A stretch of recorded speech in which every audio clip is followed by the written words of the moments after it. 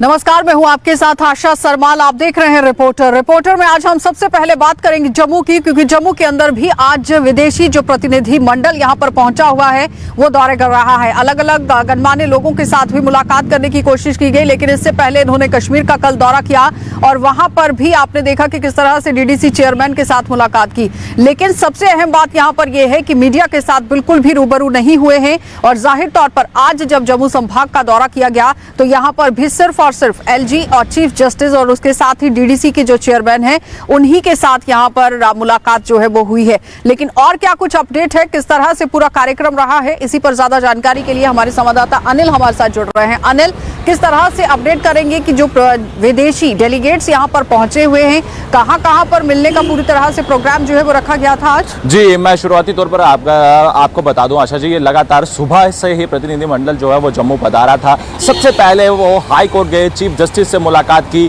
और उसी के बाद जो है माननीय उपराज्यपाल मनोज सिन्हा जी से मुलाकात करने के बाद वो डायरेक्ट सीधा रमाडा होटल गए, जहां पर डीडीसी मेंबरान वहां पर मौजूद थे, उनसे मुलाकात की। और कहीं ना कहीं जो है 370 और 35 से हटने के बाद ये पहला ऐसा दौरा है डेलीगेशंस का। अगर हम बात करें कहीं ना कहीं जम्मू कश्मीर की अगर हम बात करते हैं तो आज पहला ऐसा दौरा है डेलीगेशन का। अगर हम बात करें कहीं ना कहीं जो है जम्मू कश्मीर की विकास धारा को लेकर कहीं ना कहीं खास चर्चाएं भी की होंगी। उम्मीद ये जताई जा रही है कि जमीनी सतह की अगर हम बात करें तो कुछ ही दिनों के अंदर जो है जम्मू कश्मीर में विकास देखने को मिलेगा। अगर बात करें तो अभी भी ऐसी गतियां हैं जो है विकास की जो है वो रुकी हुई हैं, मगर जिस तरह से आज डेलीगेशन पहुंचा है जम्मू के अंदर, उम्मीद ये जताई जा रही है। अनिल, अगर हम देखें कि किस तरह से आम लोगों से मुलाकात नहीं हुई है, मीडिया से मुखातिब नहीं हुए हैं, तो जाहिर तौर पर कोई भी बयानबाजी अभी तक निकलकर सामने नहीं आई है कि आखिर चल क्या कुछ रहा है।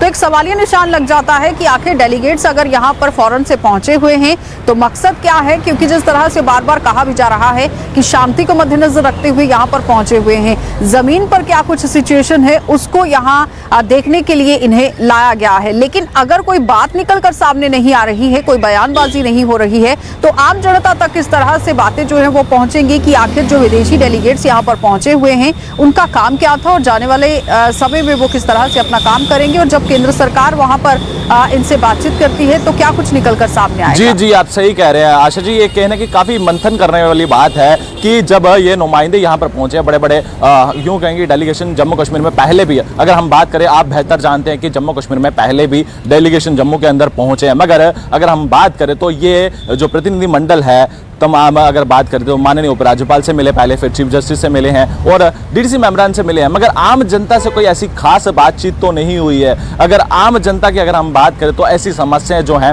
वो उन तक नहीं पहुंच पाती हैं। अगर बात करें तो सिर्फ जो हर बार जो है डेलीगेशन आता है और कश्मीर का जो है वो सिचुएशन जो है वो बताकर चला जाता है और जम्मू की कोई खासकर बात नहीं करता है। मगर अब बात करें जम्मू कश्मीर की, तो जम्मू की अगर खासकर हम बात करते हैं तो जम्मू को हर बार जो है दरकिनार किया जाता है, किनारा किया जाता है। उम्मीद ये जताई जा रही है कि इस बार जो है बदलाव देखने को मिलेगा। ये तो देखने वाली बात होगी आशा जी की क्या जम्मू को एक बार फिर से जमीनी सतह पर उसको सुचारू रूप से जो है सेवा में लाया जाएगा, रफ्तार जो है उसकी जम्मू कश्मीर की बताई जाएगी। बहुत बहुत धन्यवाद अनिल पूरी बातचीत के लिए। तो फिलहाल आपने देखा कि अनिल हमारे संवाददाता जम्मू से हमारे साथ जुड़े हुए थे, जो अपडेट कर रहे थे कि किस तरह से विदेशी डेलीगेट्स जो हैं वो जम्मू के दौरे पर पहुंचे हुए हैं। लेकिन सवाल वही है कि पहले जो डेलीगेट्स पहुंचे थे वो सिर्फ और सिर्फ कश्मीर घाटी का रुख कर ही वापस चले गए थे, लेकिन इस बार ये जम्मू के दौरे पर तो पहुंचे हैं लेकिन आम लोगों से इनका मिलना नहीं हुआ है, उनकी मुलाकात नहीं हुई है। और सबसे बड़ी बात यहाँ पर कि जम्मू कश्मीर के अंदर मीडिया के साथ कोई बातचीत नहीं की गई।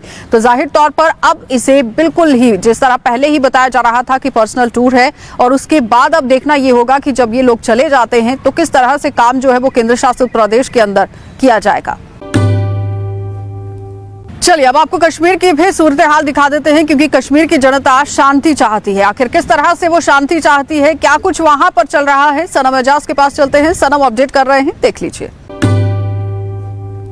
वो गिनती करें तो 2 दर्जन के लोग थे और कश्मीर में ये 2 दर्जन आए हुए लोगों ने कश्मीर में कई लोगों से मुलाकात भी की, सियासी लीडरान से बात की, लेकिन वो बड़े सियासतदान नहीं मिले जिनसे कभी माजी में आते ही पहले उनके साथ मुलाकात होती थी, मसाफा होता था। बात अब की बार अगर सियासत में हुई तो उन लोगों से हुई जो नए नए सियासतदान बने और ये गैर मुल्की लोग जो कश्मीर में आए हुए थे, हालात का मुलायजा करने के लिए, हालात को जांचने और परखने के लिए कई इलाकों तक भी गए। दूर तक ना ही सही, लेकिन नज़दीकी इलाके, शहर के नज़दीकी इलाकों में गए और नज़दीकी इलाकों में जाने के बाद आज बाद दोपहर के लिए जम्मू भी रवाना हुए। और जम्मू में भी माना जा रहा है कि कश्मीर की तरह ही जम्मू में भी इनकी एक्टिविटीज़ देखने को मिलेंगी। लेकिन कश्मीर में इनके दौरे के बाद सियासत के कई पर खोले जा रहे हैं और सियासत के हवाले से सियासी जमातें अपना रद्द-ए-अमल जाहिर भी कर रही है। कौमी रोजनामा हिंदू में आए खबर के मुताबिक मीरवाइज का भी इस पर स्टेटमेंट आया है और जम्मू कश्मीर की सियासी जमातों में महबूबा मुफ्ती के तेवर जो कुछ दिनों से बड़े तेज हैं, आज भी तेज तेवरों में बारामूला में अपनी तकरीर के दौरान उनने इन्हीं हालात और वाक़ात पर बात भी की। कुल के मिला के कश्मीर की सियासत में वो उतार चढ़ाव इन दिनों देखने को तो नहीं मिल रहा है, लेकिन फिर भी कश्मीर में किसी हद तक सियासत पनपने लगी है और सियासत के पनपते हुए इस मौसम में कुछ लोग ये भी बता रहे हैं कि आने वाले दिन और अच्छे साबित होंगे। आबिद कादिर के साथ सनम एजाज, श्रीनगर, कश्मीर। चलिए इसके साथ ही आपको लिए चलेंगे शहर श्रीनगर और शहर श्रीनगर से टूरिज्म के हवाले से बात करना बहुत जरूरी है। इरफान फाजिल आज रिपोर्ट दे रहे हैं कि आखिर टूरिस्ट किस तरह से कश्मीर का रुख कर रहे हैं और टूरिज्म पूरी तरह से यहां पर ठप पड़ा हुआ है, लेकिन सरकार और प्रशासन इस तरफ कोई ध्यान नहीं दे रही है। क्या कुछ जमीनी सतह पर चल रहा है, देख लीजिए। वादी कश्मीर में सयाहत और सयाहत के साथ साथ देखा जाए गुलमर्ग, सोनमर्ग जो है काफी ज्यादा फेमस है। पहलगाम की वादियों में भी इस वक्त जो है सयाह काफी ज्यादा लुत्फानंदोज हो रहे हैं। दूसरी जानिब अगर देखा जाए तो डिप्टी कमिश्नर गांदरबल और साथ ही साथ जी हाँ टूरिज्म के जो डायरेक्टर है आजकल जायजा लेने के लिए सोनमर्ग पहुंच रहे हैं, क्योंकि वादी कश्मीर में बर्फबारी काफी ज्यादा हुई है और बर्फबारी को लेकर देखा जाए तो सोनमर्ग जैसा जो बेल्ट है वो काफी टाइम से इग्नोर हुआ है। कल जबकि हमने देखा दौरा जी हाँ चाहे डायरेक्टर टूरिज्म का हो या साथ ही साथ डिप्टी कमिश्नर गांदरबल, जिनका मानना है कि एक जानिब देखा जाए तो सयाहती मुकाम सोनमर्ग में काफी ज्यादा नुकसान हुआ है, क्योंकि काफी टाइम से सयाह जो है सोनमर्ग की सैर नहीं कर पा रहे हैं। इसके साथ साथ अगर देखा जाए बर्फबारी को हटाने के लिए काम लगातार जारी है और अब कोशिश ये की जा रही है कि अगले हफ्ते से जी हाँ सोनमर्ग जो रास्ता है वो खुल जाए ताकि सयाहत को बढ़ावा हो। इसके जानिब अगर देखा जाए मैन पावर को यूटिलाइज किया गया है, मैनुअल मशीनरी को काम पर लगाया गया है और साथ में जो स्टॉक है चाहे वो बिजली के हवाले से हो, पानी के हवाले से हो या एसेंशियल कमोडिटीज, उसे अब सोनमर्ग जैसी जगह तक पहुंचाने का काम शुरू कर दिया गया है, क्योंकि सयाह वादी कश्मीर में इस वक्त काफी ज्यादा है, जबकि पहलगाम और गुलमर्ग में अच्छी खासी चहल पहल है। और इसके एक जानिब ये भी है कि खेलो इंडिया प्रोग्राम भी शुरू होगा, जिससे गुलमर्ग में एक अच्छी खासी टूरिज्म सेक्टर बढ़ोतरी देखने को मिलेगी।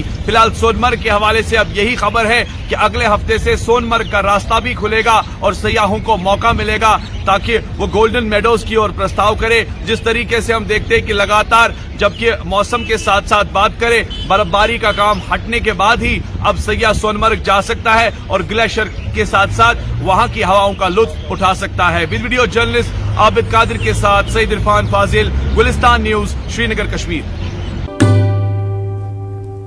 चलिए अब आपको जिला किश्तवाड़ लिए चलेंगे और किश्तवाड़ से भी दिखा देते हैं कि आज 18 फरवरी है और 18 फरवरी का दिन मुकम्मल किया गया था कि किश्तवाड़ के अंदर डीडीसी चेयरमैन के चुनाव होंगे, क्योंकि पहले भी यहां पर डीडीसी चेयरमैन के चुनाव रद्द कर दिए गए थे और आज का दिन अगर रखा गया था तो यहां पर नेशनल कॉन्फ्रेंस और कांग्रेस पार्टी ने दोनों ने मिलकर जीत जो है वो हासिल कर ली है और नेशनल कॉन्फ्रेंस पार्टी से ही यहाँ नुमाइंदा जो है वो जीतकर सामने आया है और चेयरमैन के पद पर विराजमान हुआ है। क्या कुछ पूरी अपडेट है, इसी के लिए हमारे साथ हमारे संवाददाता लाइव जुड़ चुके हैं अजय शान। अजय, अपडेट कीजिए किस तरह से आज वहां पर सूरत हाल रहे हैं, कैसे पूरा चुनाव वहां पर हुआ और जैसे नेशनल कॉन्फ्रेंस और कांग्रेस पार्टी ने दोनों ने अलायंस कर आज यहां पर चुनावों को जीता है। देखिए आशा, 13 तारीख को पहले यहाँ चेयरमैन की सीट के लिए मतदान होना था, लेकिन कोरम पूरा न होने की वजह से आज उसको दोबारा किया गया 18 तारीख को। तो सुबह जब हम यहाँ पर पहुंचे तो नेशनल कॉन्फ्रेंस के जो सजाद अहमद किचलू और कांग्रेस के जीएम सुरुड़ी, तो वो अपने अलायंस के 9 कैंडिडेट्स को लेके यहाँ पर पोल करने पहुंचे थे, जिसके अलावा बाकी इंडिपेंडेंट बीजेपी और अपनी पार्टी के लोग भी वहाँ यहाँ पर पहुंचे हुए थे। लेकिन जब रिजल्ट सामने आया तो एनसी की जो कैंडिडेट थी पूजा भंडारी, उनके फेवर में 8 वोट आए हैं, जबकि जो वाइस चेयरपर्सन की सीट के लिए कांग्रेस की कैंडिडेट थी उनको भी जो जीत है उन्होंने दर्ज की है।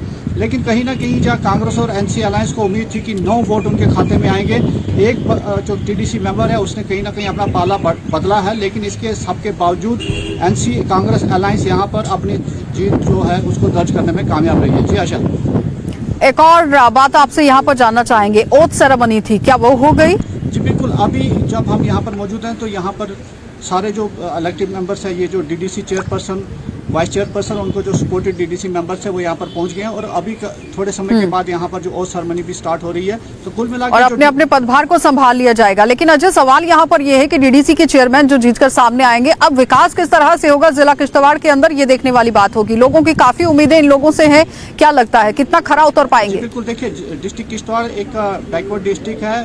पहले ही यहाँ पर एक ही म्यूनसिपलिटी है जिसपे सिर्फ 13 वार्ड्स हैं, बाकी जितने भी हैं रूरल एरिया है। पंचायतों का ही सारा काम होता था रूरल डेवलपमेंट के थ्रू। अब जबकि डीडीसी काउंसिल बन गई है तो लोगों को भी उम्मीद है कि कोई भी पॉलिटिकल पार्टी पावर में आए, लेकिन कहीं ना कहीं जो उनके छोटे मोटे काम पंचायत लेवल के होते थे वो अब कहीं ना कहीं रफ्तार जरूर पकड़ेंगे। जी आशा। चलिए, बहुत बहुत धन्यवाद अजय पूरी बातचीत के लिए। तो फिलहाल आपने देखा कि किश्तवाड़ से हमारे संवाददाता अजय शान हमारे साथ जुड़े हुए थे, जो समझा रहे थे कि किस तरह से नेशनल कॉन्फ्रेंस और कांग्रेस पार्टी ने मिलकर यहां जीत हासिल कर ली है और नेशनल कॉन्फ्रेंस का जो नुमाइंदा है वो जीतकर सामने आया है।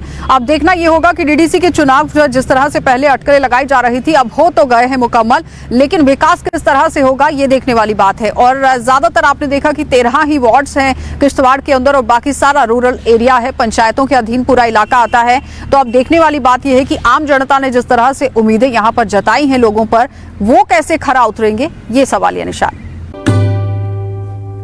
चलिए अब आपको बड़गाम लिए चलेंगे और बड़गाम से भी दिखा देते हैं कि अशरफ डार क्या कुछ अपडेट कर रहे हैं, देख लीजिए।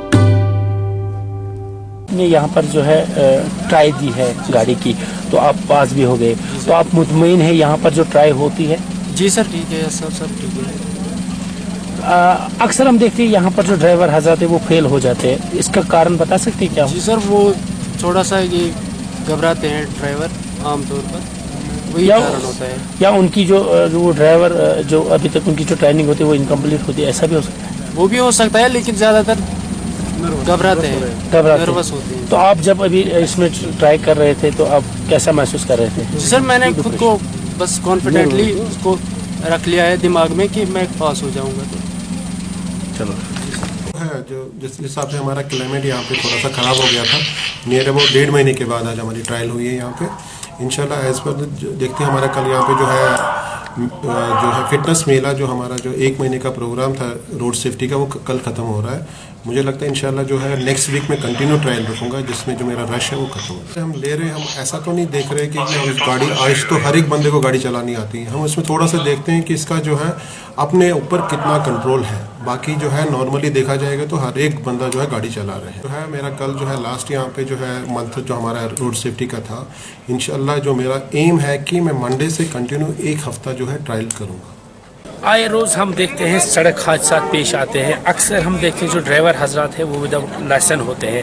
हम इस वक्त बड़गाम के स्पोर्ट्स स्टेडियम के पास खड़े हैं। यहाँ पर आज जो है AR2 बड़गाम की तरफ से जो है ट्रायल ली जाती है, यानी ड्राइवर्स की ट्रायल ली जाती है। करीबन 3 महीने के बाद, क्योंकि लगातार बर्फबारी की वजह से ये जो ट्रायल थी ये मुलतवी की गई थी और आज 3 महीने के बाद यहाँ पर जो है ड्राइवर हजरात की ट्रायल है। पर अक्सर हम देखते हैं यहाँ पर जो अक्सर ड्राइवर थे वो कहीं ना कहीं फेल ही दिखते हैं, क्योंकि करीबन 10 में से एक बंदा जो है इस जो लाइन को पार करता है। यहाँ पर आप देख सकते हैं ड्राइवर उसमें किस तरह से AR2 ने यहाँ पर जो इसकी टाइमिंग होती है या इसका जो तरीका होता है, किस तरह से ड्राइवर जो है वो इसको क्लियर करेगा। कहीं ना कहीं हम देख सकते हैं कि यहाँ से अगर ड्राइवर पास होके जाता है तो वो सड़क पे भी कहीं ना कहीं हम ये कह सकते हैं जो पैसेंजर गाड़ी है उनकी सेफ्टी कहीं ना कहीं दिख सकती है, क्योंकि जिस तरह से ड्राइवर हज़रात अक्सर हम देखते हैं सड़क पे हादसा होते हैं जब ड्राइवर्स की लाइसेंस पूछी जाती है, उनके पास लाइसेंस होती नहीं। आज हम यहाँ पर देख रहे हैं किस तरह से AR2 के ऑफिस के जो मुलाजिम है, चाहे इंस्पेक्टर है, यहाँ पर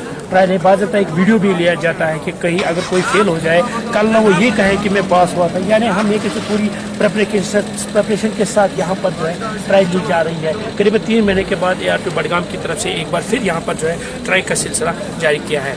गुलिस्तान न्यूज़ के लिए बड़गाम से कैमरामैन ज़ूर के साथ मोहम्मद अशरफ। चलिए अब आपको लिए चलेंगे जिला सांबा, और जिला सांबा के अंदर भी ऋषि खजूरिया पूरी तरह से ग्राउंड पर इस वक्त डटे हुए हैं। क्या कुछ सूरत हाल है जिला सांबा के अंदर, देखिए। यूं तो सरकारें और प्रशासन बड़े बड़े दावे करते हैं स्वच्छ भारत अभियान को लेकर, और स्वच्छ भारत अभियान का नारा पूरे देश भर में दिया जाता है कि हम भारत को स्वच्छ और साफ सुथरा रखेंगे। लेकिन इसका जीता जागता उदाहरण सामने आया है सांबा जिला के विजयपुर इलाके से। विजयपुर में जो एक्सीडेंटल अस्पताल बना हुआ है, हाईवे के किनारे ही अस्पताल है, और अस्पताल के गेट के बाहर एक बड़ा नाला है जो कि आज गंदगी से भरा हुआ है। वहां 24 घंटे गंदा पानी जो वो निकलता रहता है, और गंदगी के वहां पर बड़े बड़े ढेर लगे हुए हैं, और वहां से लोगों का आना जाना भी काफी ज्यादा मुश्किल हो चुका है। और खास तौर पर जो मरीज अपना इलाज करवाने के लिए इस एक्सीडेंटल अस्पताल विजयपुर में आते हैं, वो ऑलरेडी बीमार होते हैं, लेकिन यहां से वो और बीमारियां लेके जाते हैं। वजह यह है कि यहां पर गंदगी इतनी ज्यादा है कि यहां इतनी गंदगी फैली हुई है कि यहां से लोगों का आना जाना भी बेहाल हो चुका है। लेकिन इस पूरी दिक्कत की ओर अभी तक म्युनिसिपल कमेटी विजयपुर का ध्यान केंद्रित नहीं हो रहा है, और म्युनिसिपल कमेटी विजयपुर का यह कर्तव्य था कि इसकी साफ और स्वच्छता बनाई जाए, इस नाले की साफ सफाई की जाए, और ताकि लोग जो है वो आराम से यहां से आ जा सके। लेकिन शायद अभी म्युनिसिपल कमेटी विजयपुर के पास इतना वक्त नहीं है, और जब म्युनिसिपल कमेटी विजयपुर के अधिकारियों से इसको लेकर बात की जाती है तो वो ठीकरा फोड़ देते हैं नेशनल हाईवे अथॉरिटी के ऊपर, और वो ये कहते हैं कि ये नाले जो बनाए गए हैं हाईवे पर, ये नेशनल हाईवे अथॉरिटी ने बनाए हैं, और हम नेशनल हाईवे अथॉरिटी की परमिशन के बिना इन नालों की साफ सफाई नहीं कर सकते। तो कहीं ना कहीं कोऑर्डिनेशन की काफी ज्यादा कमी जो साफ तौर पर झलक रही है कि तालमेल जो है ये ना तो म्युनिसिपल कमेटी विजयपुर का और नेशनल हाईवे अथॉरिटी का बन पा रहा है, और इसका खामियाजा लोगों को भुगतना पड़ रहा है, और लोग यहां आने जाने में भी काफी ज्यादा दिक्कतों का सामना कर रहे हैं। 24 घंटे यहां से गंदा पानी जो वो निकलता रहता है, लेकिन अभी तक इसकी साफ और स्वच्छता नहीं बन पाई है। और हम बड़े बड़े दावे करते हैं स्वच्छ भारत अभियान को लेकर कि हम अपने आसपास इलाकों को साफ और स्वच्छ रखेंगे ताकि गंदगी ना फैले, बीमारियां ना फैले। और महात्मा गांधी जी का भी यही सपना था कि भारत स्वच्छ और साफ सुथरा रहे, लेकिन शायद ये नारा अब कहीं ना कहीं फेल साबित हो रहा है, और इस नारे को पूरी तरह से ग्राउंड पर नहीं उतारा जा रहा है। और अगर उतारा जाता है तो मात्र सिर्फ फोटोग्राफ्स में उतारा जाता है, यानी नेता लोग आएंगे, बड़े बड़े ब्यूरोक्रेट्स आएंगे, वो फोटो खिंचवाकर चले जाएंगे और ये कह देंगे कि हमने साफ सफाई यहां पर रखी है, स्वच्छ भारत अभियान का ये स्लोगन कामयाब हुआ है। लेकिन अगर जमीनी हकीकत आपको बताएं तो जमीनी हकीकत स्वच्छ भारत अभियान के नारे को लेकर कुछ और ही सामने आती है, जो ये विजयपुर इलाके में इस एक्सीडेंटल अस्पताल के बाहर सामने आई है। ये पोल खुली है म्युनिसिपल कमेटी विजयपुर की और उसी के साथ साथ नेशनल हाईवे अथॉरिटी की, कि दोनों का तालमेल ना होने से लोगों को खामियाजा भुगतना पड़ रहा है। लोग जो पेशेंट इलाज करवाने के लिए इस अस्पताल में आते हैं वो यहां से और ज्यादा बीमारी लेकर जाते हैं, और बड़ी बड़ी कस्में खाई जाती है, प्लेज ली जाती है कि हम अपने आसपास के इलाकों को साफ और स्वच्छ रखेंगे, अपने घरों को साफ सुथरा रखेंगे ताकि बीमारियां ना फैले, गंदगी ना फैले। लेकिन शायद ये सिर्फ और सिर्फ एक औपचारिकता हर बार पूरी की जाती है, लेकिन ग्राउंड पर जो हालत है स्वच्छ भारत अभियान के नारे को लेकर वो साफ तौर पर बद से बदतर हालत में है। और ये जो उदाहरण हमने आपको बताया, ये विजयपुर का एक्सीडेंट अस्पताल इसका गवाह है, जिस अस्पताल के बाहर गंदगी के ढेर 24 घंटे लगे होते हैं, गंदा पानी वहां से निकलता रहता है, लेकिन ना तो म्युनिसिपल कमेटी विजयपुर का ध्यान इसकी ओर केंद्रित हो रहा है और ना ही नेशनल हाईवे अथॉरिटी का इसकी ओर ध्यान केंद्रित हो रहा है। तो हम कैसे कहेंगे कि स्वच्छ भारत अभियान का नारा कामयाब हुआ है? यहां साफ तौर पर आप अंदाजा लगा सकते हैं कि यह स्वच्छ भारत अभियान का नारा पूरी तरह से फ्लॉप और फेल साबित हो रहा है। फिलहाल के लिए ऋषि खजूरिया, जगह 24/7 न्यूज के लिए। चलिए, तो अब आपको जम्मू एक बार फिर से लिए चलते हैं, क्योंकि आज 18 फरवरी है और रेल रोको अभियान जो है वो आज पूरे देश के अंदर चलाया गया और आज जम्मू में भी चलाया गया। जम्मू के अंदर भी आप देखिए कि हमारे संवाददाता किस तरह से ग्राउंड जीरो पर डटे हुए थे। जसलीन कौर पहुंची हुई थी, देख लीजिए। भारत की बात करें तो लगातार हम देख रहे हैं कि किसानों की तरफ से कृषि कानून को लेकर जिस तरह से विरोध किया जा रहा है, और अगर आज भी करें तो किसानों की तरफ से यहाँ पर जो है रेल रोको आंदोलन का आह्वान जो है वो किया गया। और ऐसे में जम्मू की बात करें, जम्मू के छरी इलाके की बात करें तो यहाँ पर देखा जा रहा है किसानों और अलग अलग जम्मू कश्मीर के किसान ऑर्गेनाइजेशन की बात करें तो उनकी तरफ से यहाँ पर आज रेल रोको का सहयोग जो है किसानों के लिए देखा गया। और आप मेरे ठीक पीछे देखेंगे किस तरह से यहाँ पर रेलवे ट्रैक की बात करें तो यहाँ पर वो तमाम किसान जो है कृषि कानून के खिलाफ यहाँ पर बैठ के रो कर रहे हैं। देखिए इनके हाथ में बुजुर्ग की बात करें तो तिरंगा लहराते हुए भी नजर आएगा। क्या कहना है इन्हीं की जुबानी वो भी जानेंगे। अंकल के कहोगे लगातार किसाना दी गल करिए, लगातार आंदोलन करने पर उसके बावजूद सरकार नहीं सुनी। सरकार बहुत ढीठ है, बहुत ढीठ है। दा जमीर मर चुका है सरकार दा। ये सरकार ਅਸੀਂ ਬਣਾਈ ਹੋਈ ਹੈ, ਲੇਕਿन ਉਸ ਵਕਤ ਪਤਾ ਨਹੀਂ ਸੀ ਸਾਨੂੰ ਕਿ ਇਹ ਇਤਨੇ ਧੋਖੇ ਕਰਨਗੇ ਸਾਡੇ ਨਾਲ, ਸਾਡੇ ਮਜ਼ਦੂਰਾਂ ਨਾਲ, ਸਾਡੇ ਕਿਸਾਨ ਭਰਾਵਾਂ ਨਾਲ। ਸਾਰੀ ਦੁਨੀਆ ਵੇਚ ਚੁੱਕੇ ਨੇ, ਸਾਰਾ ਹਿੰਦੁਸਤਾਨ ਵੇਚ ਚੁੱਕੇ ਨੇ। ਕਿਸਾਨ ਰਹਿ ਗਿਆ, ਕਿਸਾਨ ਦੀਆਂ ਜ਼ਮੀਨਾਂ ਰਹਿ ਗਈਆਂ, ਇਹਨਾਂ ਦੀਆਂ ਅੱਖਾਂ ਉੱਥੇ ਫਟ ਰਹੀਆਂ ਨੇ ਕਿ ਸਾਨੂੰ ਜ਼ਮੀਨ, ਅਸੀਂ ਇਹਨਾਂ ਜ਼ਮੀਨਾਂ ਨੂੰ ਹੜਪ ਕੇ ਕਿਸਾਨਾਂ ਨੂੰ ਮਜ਼ਦੂਰ ਦਾ ਮਜ਼ਦੂਰ ਹੀ ਰਹਿਣ ਦੇਣਾ, ਇਹਨਾਂ ਨੂੰ ਅੱਗੇ ਨਹੀਂ ਆਉਣ ਦੇਣਾ, ਇਹਨਾਂ ਨੂੰ ਖਤਮ ਕਰਨਾ ਹੈ। ਅਡਾਨੀ ਅੰਬਾਨੀ ਨੂੰ ਉਹਨਾਂ ਦਾ ਸਾਥ ਦੇ ਕੇ ਇਹਨੇ ਪੂਰਾ ਦੇਸ਼ ਵੇਚ ਛੋੜਿਆ। ਹੁਣ कुछ नहीं रह गया किसान। भारतवासियों पर दुख यही है कि जिस तरह से प्रधानमंत्री नरेंद्र मोदी की बात करें, तमाम वो लोगों को संबोधन करते हैं, पर चाहे मन की बात हो, चाहे उनका और कोई प्रोग्राम क्यों नहीं, पर उन्होंने उन किसानों का एक बार भी जिक्र नहीं किया जो लोग लगातार वहां पर दिल्ली के बॉर्डर की बात करें, वहां पर प्रदर्शन करते हुए जिनकी जाने गई है। यही दुख जो है वो भी, और लगातार जिस तरह से अंकल की ये बातचीत का सिलसिला वो कहते हैं कि असी इंतजार करें कि किसान साडे को लान बातचीत करें, पर उसके बावजूद सरकार जो है कृषि कानून रद्द नहीं कर रही। कितने दौर की बातचीत हो चुकी है, कितने दौर की हो चुकी है। वो मजाक उड़ा रहे हैं, वो बुला के मजाक उड़ा रहे हैं, मजे ले रहे हैं, वो कोई हल नहीं करना चाहता, वो मसला हल ही नहीं करना चाहता, वो मजाक उड़ा रहे हैं सारे किसानों का। बार बार किसान बुलाने, किसान तो चाहते हैं सानू बुलाने बैठ के गल करन, लेकिन वो नहीं करना चाहता, वो नहीं करना चाहता। वो कहना नहीं है गल होगी तो मैं मेरी हार हो जाएगी, मैं सारा देश वेच चुका, मैं उन्होंने अडानी अंबानी नूं की जवाब देंगा। ਹੁਣ ਕਿਸਾਨ ਦੀ ਗੱਲ ਕਰੀਏ ਜੋ ਇਸ ਟਾਈਮ ਇਨੀ ਸਰਦੀ ਵਿੱਚ ਵੀ ਅਸੀਂ ਦੇਖਿਆ ਦਿੱਲੀ ਦੇ ਬਾਰਡਰ ਵਿੱਚ ਬੈਠੇ ਨੇ, ਉਹਨਾਂ ਦੀ ਧੀਆਂ ਮਾਂ ਦੀ ਗੱਲ ਕਰੀਏ ਉਹ तमाम ਕਿਸਾਨਾਂ ਦੇ ਸਹਿਯੋਗ ਕਰਦੇ ਹੋਏ ਨਜ਼ਰ ਆਏ, ਪਰ ਫਿਰ ਵੀ ਸਰਕਾਰ ਨੂੰ ਕੁਝ ਵੀ ਨਜ਼ਰ नहीं आया। बिल्कुल ਉਹਨੂੰ नजर आएगा ही नहीं, वो नहीं झुकी सरदार, वो सरकार नहीं हो चुकी है, उसको कुछ नजर नहीं आएगा। आ रहा है लेकिन वो आन नहीं देगा, शो नहीं करेगा, मन नजर आ रहा है। अंदरों दी टाई फिस है, अंदरों बहुत बुरा हाल है उधर, लेकिन वो शो किस तरह करे, ਉਹਦੇ ਹੱਥ 'ਚ ਕੁਝ ਹੈ ਹੀ ਨਹੀਂ, ਉਹ ਦੇਸ਼ ਨੂੰ ਵੇਚ ਚੁੱਕਾ ਹੈ, ਉਹਦੇ ਹੱਥ 'ਚ ਕੁਝ ਨਹੀਂ, ਉਹਨਾਂ ਨੂੰ ਕੀ ਜਵਾਬ ਦੇਗਾ ਅਬਾਨੀ ਅਡਾਨੀ।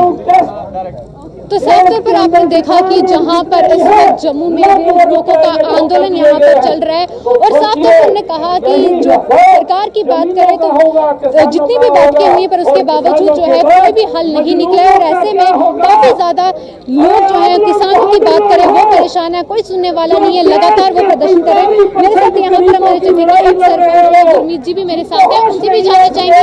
हमने लगातार देखा कि आप भी सहयोग दे रही हैं इन किसानों की बात करें, तो क्या लगता है आज भी जिस तरह से रेल रोको आंदोलन का आह्वान तो किया गया, पर मसला ये हल कब होगा? देखिए, ये सिर्फ जो आंदोलन है हमारे सिर्फ दिल्ली से नहीं चल रहा, इसकी आग पूरे वर्ल्ड में लगी हुई है, और ये आंदोलन तब तक चलेगा जब तक हमें हमारे किसानों के हक नहीं मिलते। ये सिर्फ किसानों की लड़ाई नहीं है, ये हर एक देशवासी की, आपकी, मेरी, हमारे यूथ की लड़ाई है, क्योंकि इन बिल्स का नुकसान बहुत होने वाला है, आने वाली जनरेशन को इन बिल का नुकसान होने वाला है। जब मोदी सरकार कोई चीज लाती है तब वो जुमलेबाजी में लाती है, उसके जो नुकसान होते हैं वो हमें बाद में भुगतने पड़ते हैं। इनफैक्ट हमने कितने भी भुगत लिए, आप देख सकते हैं सिलेंडर का प्राइस कहाँ पे चला गया, पेट्रोल डीजल का प्राइस हाइक करके कहाँ पे चला गया, इनफैक्ट अब तो इन्होंने प्रॉपर्टी टैक्स भी ला दिया। तो ये जनता, ये सरकार कर क्या रही है?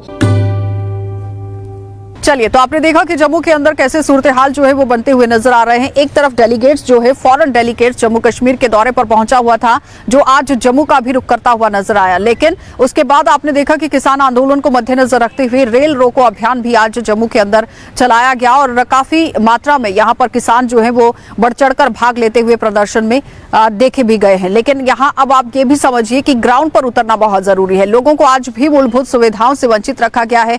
कहीं ना कहीं आप देखिए सरकार को बहुत संज्ञान लेने की जरूरत है कि जहां पर लोगों को आज भी सहूलियतें नहीं मिल पा रही हैं वो देना बहुत जरूरी है, क्योंकि सरकार और प्रशासन की तरफ से बड़े बड़े दावे और वादे तो किए जाते हैं, लेकिन इन दावों पर किस तरह से खरा उतरना है ये सोचने वाली बात है। आप देखते रहिए कार्यक्रम।